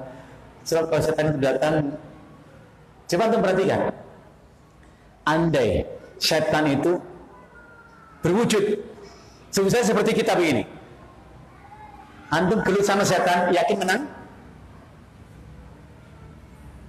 Setan nampak ini seperti kita manusia, pokoknya berwujud lah.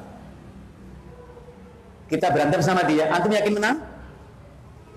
Kelihatan loh orangnya, bisa ditonjok loh, bisa dipukul, bisa ditendang. Antum yakin menang sama dia? Belum tentu ya. Apalagi setan nggak kelihatan. Oh, kelihatan saja belum tentu kita bisa mengalahkan. Hah? Setan menampakkan dirinya. Oh, kamu jadinya setan itu. Kita gelut sama dia. Antum yakin menang? Nah, sekarang setan nggak kelihatan. Gimana ngelawannya? Oh, kelihatan belum tentu menang. Caranya adalah beristi'adah kepada Allah, minta perlindungan kepada Allah. Nah, gitu ya.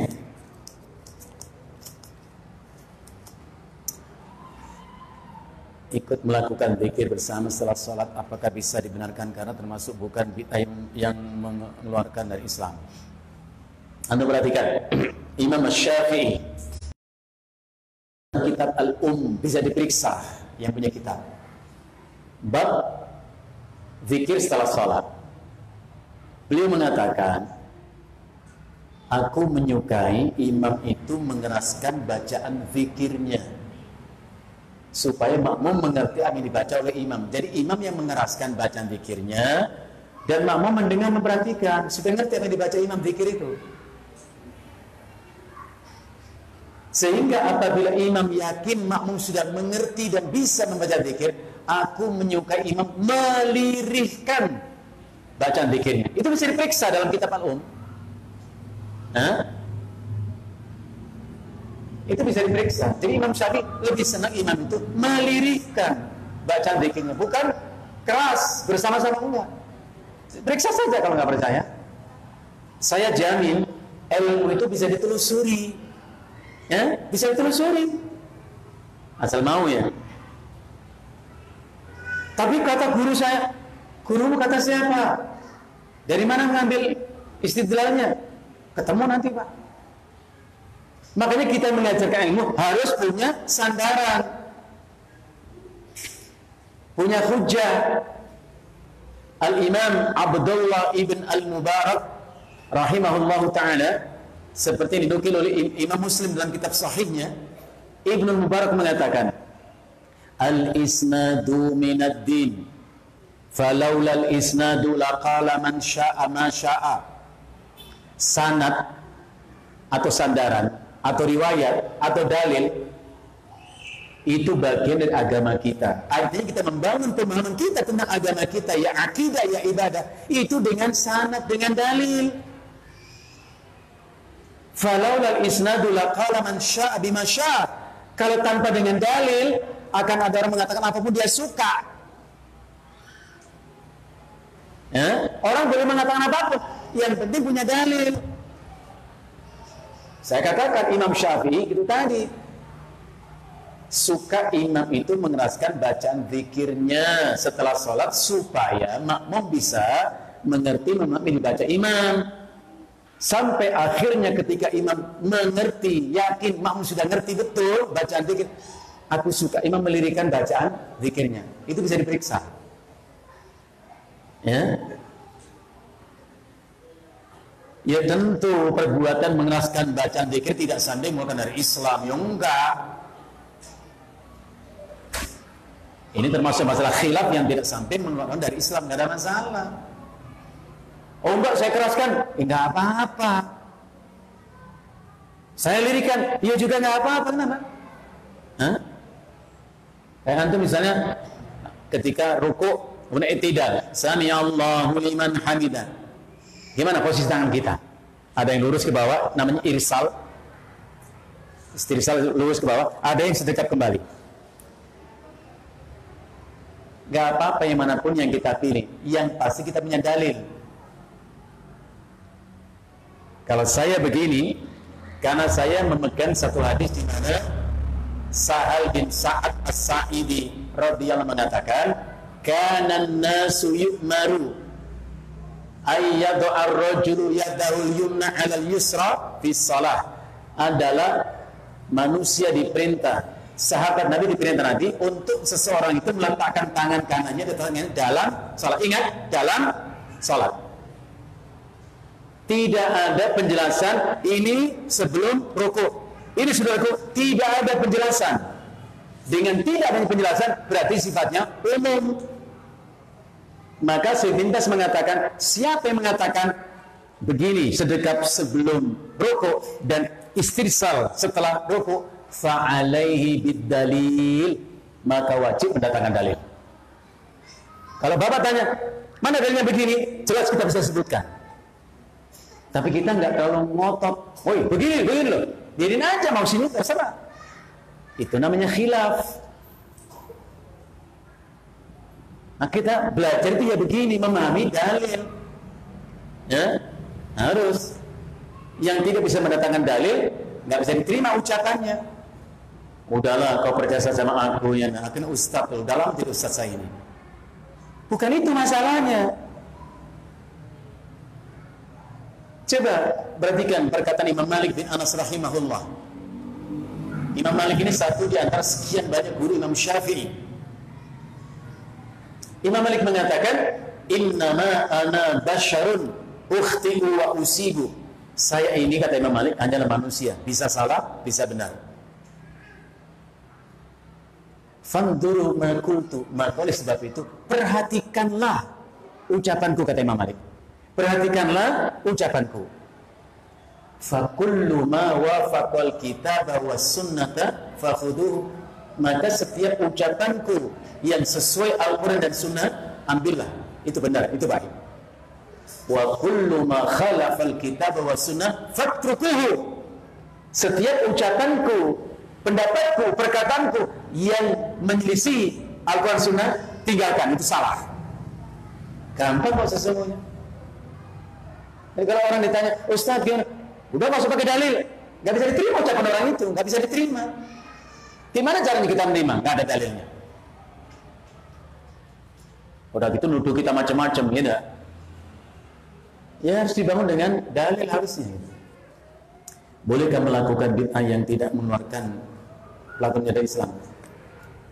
Gimana muncul pertanyaan seperti ini? Bid'ah itu artinya khilafus sunnah, sesuatu yang berlawanan dengan sunnah. Rasulullah mengatakan, "Alaikum bisunnati wa sunnatil khulafa'ir rasyidin al-mahdiyyin. Tamassaku biha wa 'ala binawajid." Itu perintah mengikuti sunnah. Berikutnya larangan. Ya, wa iyyakum wa muhdatsatil umur fa inna kulla muhdatsatin bid'ah. Itu larangan. Bagaimana itu mengatakan? Ada perbuatan yang walaupun tidak nampak jelas sunnahnya, sebut saja perkara mubah, sebenarnya tidak dilakukan. Upayakan soal kita itu mengikuti sunnah. Contoh mubah, berbuat mubah, tidur itu mubah, artinya dibolehkan sesuai dengan kebutuhan. Maka jangan mencari pahala dengan banyak tidur, enggak. Ya, makan itu mubah, minum itu mubah. Jangan berpikir saya akan mendapat pahala dengan cara makan, enggak akan. Perkara yang mubah saja, kalau dalam konteks mengikuti sunnah dapat pahala. Contoh, Minum makan kan perbuatan mubah. Nggak diperintah, nggak dilarang, sesuai dengan kebutuhan saja. Kapan kita butuh, kita makan, kita minum. Tapi kalau makan dengan tangan kanan, membaca bismillah, itu bernilai sunnah. Jadi jangan dipahami ada perbuatan bid'ah dan itu bagian dari sunnah atau dekat-dekat dengan sunnah. Enggak. Sehingga ada ucapan yang mengatakan barang siapa yang menghidupkan perbuatan bid'ah, maka di waktu yang sama dia mematikan sunnah. Gitu. Kenapa kita nggak berpikir saya mau belajar sunnah, apa saja sunnah itu supaya saya bisa amalkan itu? Harus begitu semestinya. Ya. Makanya Ibnu Umar mengatakan kullu bid'atin dhalalatun wa in ra'ahan nasu hasanatan. Itu perkataan Ibnu Umar. Semua perbuatan bid'ah itu adalah kesesatan walaupun dipandang baik oleh manusia. Jadi kita diperintah Nabi ikuti sunnah. Semampu kita ikuti sunnah. Cari ilmu tentang sunnah. Tanpa tahu sunnah, yang bid'ah pun dianggap sunnah, itu repotnya. Orang yang nggak tahu mana yang benar, yang salah pun dianggap benar. Jadi tugas kita mempelajari sunnah. Apa makna surat Yasin yang menerangkan bahwa orang kafir apa ini? Dibangunkan dari tidurnya. Surat Yasin ayat 52 tepatnya ya. Wa qalu ya wailana man ba'athana mim marqadina. Dan mereka mengatakan, aduh celakanya kami. Siapa yang membangkitkan kami dari marqadina, tempat tidur kami. Marqadina itu makan rukut, tempat tidur. Sehingga ada orang memahami ayat ini dengan otaknya sendiri, dengan akalnya sendiri. Dia mengatakan bahwa orang mati, siapapun, muslim, kafir, itu tidur. Datang kiamat, kaget, baru bangun. Sehingga dengan demikian tidak ada azab kubur. Ada orang mengatakan tidak ada azab kubur, semuanya tidur. Kalau ketemu orang seperti ini, coba tanyakan. Pertama, ayat itu turun kepada siapa? Biar dia mikir dikit. Dan pasti dia menjawab kepada Rasulullah, bukan kepada dia. Benar. Yang kedua, siapa yang boleh menjelaskan ayat itu? Engkaukah atau Rasulullah? Biar dia mikir lagi. Tetapi kan bunyinya marqadina itu tempat tidur. Yang belum menjelaskan siapa? Engkau atau Rasulullah? Tadi di awal sudah saya sampaikan, tidak ada seorang manusia pun yang diberi Allah rekomendasi, mandat menjelaskan ayat kecuali Rasulullah. Rasulullah menjelaskan tidak adanya azab kubur. Rasulullah mengatakan ista'idzu billahi min adzabil qabr. Minta perlindunganlah kalian kepada Allah dari azab kubur. Bahkan setiap sholat wajib sunnah siang malam sebelum kita tutup sholat kita dengan salam, Rasulullah mengajarkan kita doa perlindungan 4 perkara. Allahumma inni a'udzubika min adzabi jahannam, ya, min adzabil qabr, wa min fitnatil mahya wal mamat, wa min syarri fitnatil masiih. Kalau tidak ada azab kubur, alangkah sia-sia dan percuma yang Rasulullah mengajarkan itu.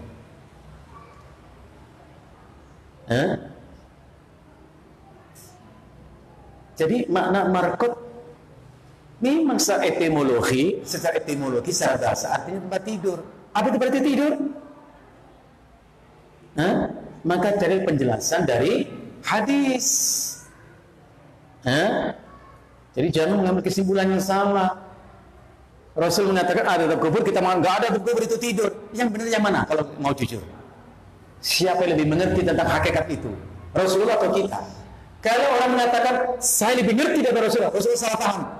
Aduh, laknat banget orang itu ya. Saya mencurigai orang seperti itu adalah orang yang termasuk golongan ingkarus sunnah. Orang yang mengingkari sunnah dengan dalil saya nggak usah pakai hadis. Kan hadis itu ada yang palsu. Benar kan? Ada hadis yang palsu kan? Ada dhaif, ada maudhu, ada yang la aslalahu, enggak ada dasarnya. Apakah dengan adanya hadis yang lemah, yang palsu, lantas kita buang semua hadis? Tentu tidak.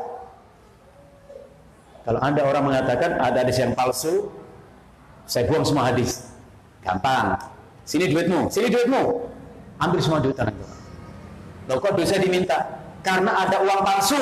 Sini duitmu, gak usah pakai duit. Mau nggak kira-kira dia? Nggak mau. Ngerti betul dia tuh ini duit palsu, duit asli, duit terawang, duit apa? Ngerti dia dari mengidentifikasi duit palsu. Emang hadis belum ditahqiq oleh para ulama? Sudah ditahqiq para ulama hadis itu. Syalbani misalnya menyusun kitab Silsilah Al-Ahadis As-Sahihah, Silsilah Hadis Ad-Dhaifah. Itu sudah cukup bagi kita untuk mengambil hadis itu. Jadi jangan ada hadis yang lemah kemudian ditolak semua, jangan. Pertanyaan, kalau ada orang mengatakan saya nggak pakai hadis, cukup pakai Al-Quran, tanyakan, tahu dari mana engkau sholat itu diawali dengan takbir, diakhiri dengan salam, tahu dari mana? Oh, Allah nggak pernah menjelaskan itu kok. Allah hanya mengatakan aqimus shalah, dirikan sholat. Caranya nggak ada dalam Al-Quran. Allah hanya mengatakan warka'u, rukuklah, sujudlah. Caranya bagaimana? Nggak ada. Rasul yang menjelaskan rukuk itu dari membungkukkan tubuh dengan bertumbuk kedua tangan pada lutut kita. Punggung sejajar, itu hadis. Kalau sujud meletakkan 7 anggota sujud, itu hadis. Al-Quran nggak menjelaskan. Jadi orang yang tidak mau mengambil hadis untuk memilih Al-Quran nggak ngerti Al-Quran dan nggak bisa mengamalkan Al-Quran. Nah, untuk lebih jelasnya penanya ini boleh lihat tafsir Ibnu Katsir misalnya, tafsir At-Tabari, tafsir As-Sa'di, banyak kitab tafsir. Karena tafsir itu artinya menjelaskan makna yang tersirat dari makna yang tersurat. Apa mana tidur di situ? Kayak misalnya mati. Kalau Bapak ditanya, mati itu apa? Mati berarti nggak hidup kan? Lawan kehidupan mati. Apa benar seperti itu? Sementara Allah berfirman, Allahu yatawaffal anfusa fi mautiha. Allah mewafatkan jiwa yang telah sampai kematiannya, wafat. Wallati lam tamut fi manamiha. Dan Allah juga mewafatkan jiwa yang belum sampai kepadanya kematiannya. Kapan? Di waktu tidurnya. Jadi tidur disebut Allah dengan wafat, bahkan disebut dengan mati. Maka Syafi'i mengatakan an-naumu syakikul maut. Tidur itu saudara kandung mati. Maka kalau nggak ngantuk jangan tidur, malah itu lebih bagus loh. Nggak gampang merem aja itu. Itu saudara kandungnya mati. Belum ngaji dimulai melek, ngobrol, ngaji mulai langsung merem. Ini belajar mati itu ya. Makanya bangun tidur kita mengucapkan Alhamdulillah alladzi ahyana ba'dama amatana. Segala puji bagi Allah yang kembali hidupkan kami setelah mematikan kami. Mati saatnya tidur. Mati dalam ucapan itu artinya tidur. Bukan mati beneran. Kalau mati yang terpisah dari jasad, enggak. Mati cuma 2 kali, hidup 2 kali gitu. Jadi saya pikir untuk lebih mendapatkan pemahaman yang lebih komprehensif dalam hal itu, kita merujuk kitab tafsir ya. Insyaallah. Cukup ikhwan akhwat, Bapak Ibu yang saya hormati, saya muliakan apa yang kita bahas pada kesempatan pagi hari ini. Semoga Allah senantiasa merahmati dan memberkahi kita semua. Nas'alullah al-'afwa wal 'afiyah. Sallallahu ala nabiyyina Muhammadin wa ala alihi wa sahbihi wasallam. Subhanakallahumma bihamdika asyhadu an la ilaha illa anta astaghfiruka wa atubu ilaik. Assalamualaikum warahmatullahi wabarakatuh.